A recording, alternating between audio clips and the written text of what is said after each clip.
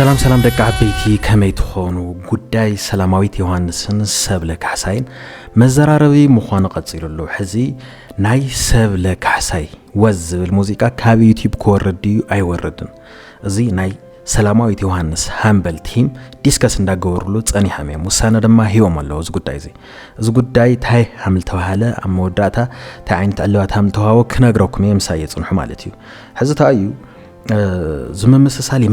መሳሰሊ ብዙሕ ሰብ ከተዕላልዕለ ነይሩ ግን ፎር ሹር ኣነ ሓደ ቦታ ሙሉ ናይ ዜማ መመሰሳል ረኺበ ኣለኹ ታዩ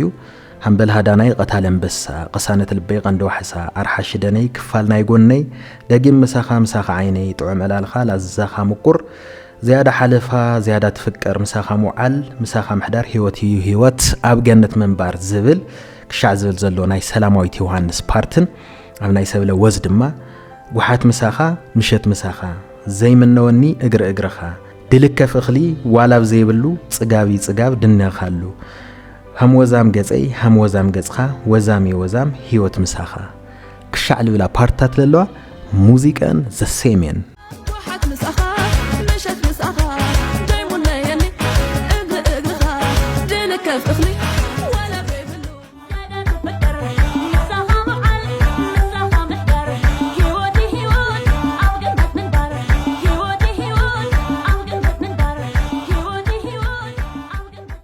ሙሉእ ሙዚቃውን ሰሚዕኹም ቼክ ምግባር ትኽእሉ ኢኹም ማለትና እዚአን ክልቲአን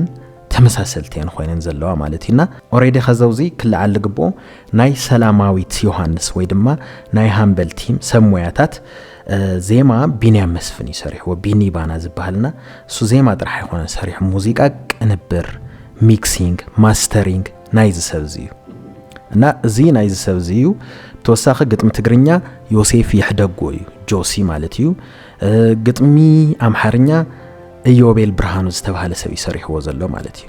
ኣብ ናይ ሰብለ ካሕሳይ ድማ ማክ እዝራ ይሰርሕዎ ዘሎ ሕዚ ዝነገር እዚ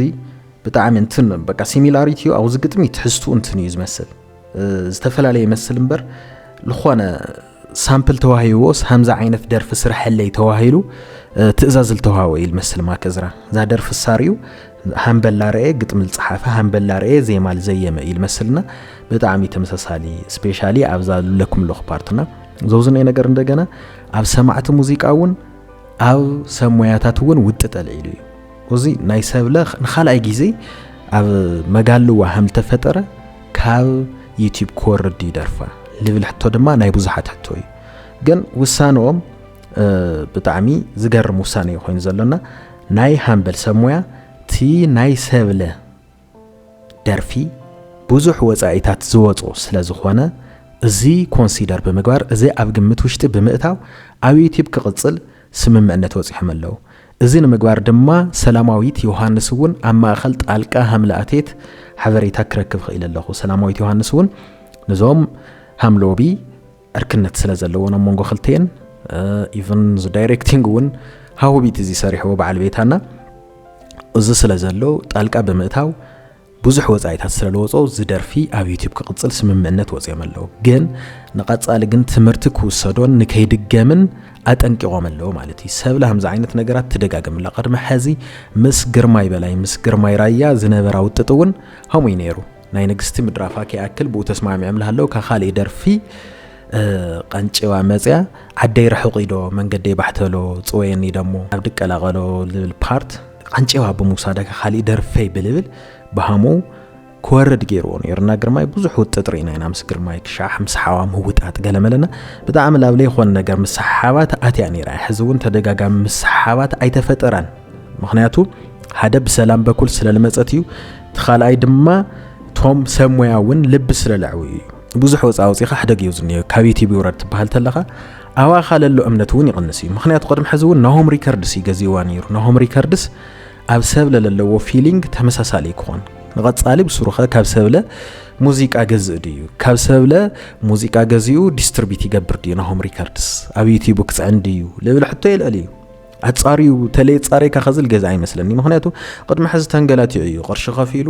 ተመሊሱ ተጻዒኑሉ እምበይ ብጣዕሚ ዓዊ ችግር ይወዲቑ ነይሩ ሕዚ እውን ተመሳሳሊ ወዝ ዝብል ደርፊ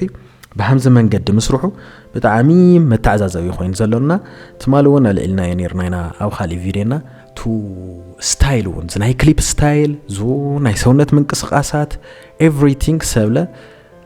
سلام نممثال موكيرايا جن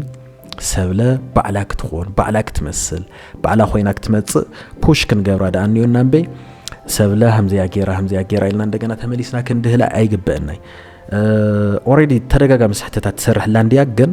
ሕዛነታ እየዝመክር ሰሞያታት ተሃሊኹም ሰብለ ዓቕማር ያኔ ኦሬዲ ግጥሚ ዜማ ይለለኩም ሰሞያታት ጽቡቕ ልኾነ ስራሕ ንኹልኹም ሓቢርኹም ትወጽሉ ትኽእሉ ዕድልዩ ናብ ሰብለ ኽዱ ዝኔና ወልዋ ለይተሰርሐ ለይተነኸ ናይ ዋዕላ ስራሕ ዝኔና ብሓደን ስራሕ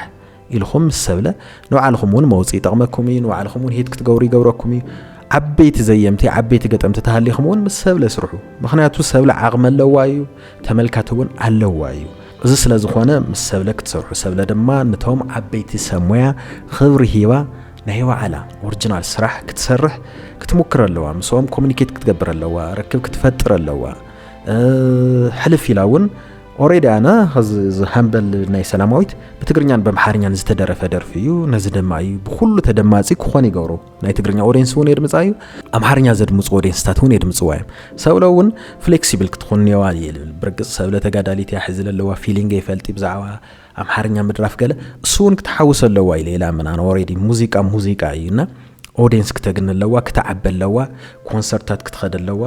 خازي AI بالدرفلو زمن ندحر بعال خلي فتنخ ندحر بعال خلي نقحخه فان بيز ندحر لي حزخه ترجم سلاليولو سبب لزوزن نيو ابقمت بمئتاو من قسقاساتا كتقبر اللوا زبل حساوي زلني ام وداتا ناي هامبل سمويا وسانه بطعمي زخبرن زنادن خوينو رخيبه يلخو يغنيلنا كبوها للوم كله بعال مويا دما كاوم تمرت كوسد اللو سبلون نايزيهم لبريا كتمهار اللوا همزه عينت ام موزيقا همزه عينت سبات مهلاو امريا لبعلا لبك تجزء اللوا دقيمه سالساي راوعي سحتت هملي تسرح بعال مول امنتيه او زو ጉዳይ ዚ ሐሳብ ተሃሊኩም አው ኮሜንት ቦክስ አምጡ ላይክ ሼር እና ሰብስክራይብ ምግባር ይትረስዑ ይመችኩም ደቃ አቤቲ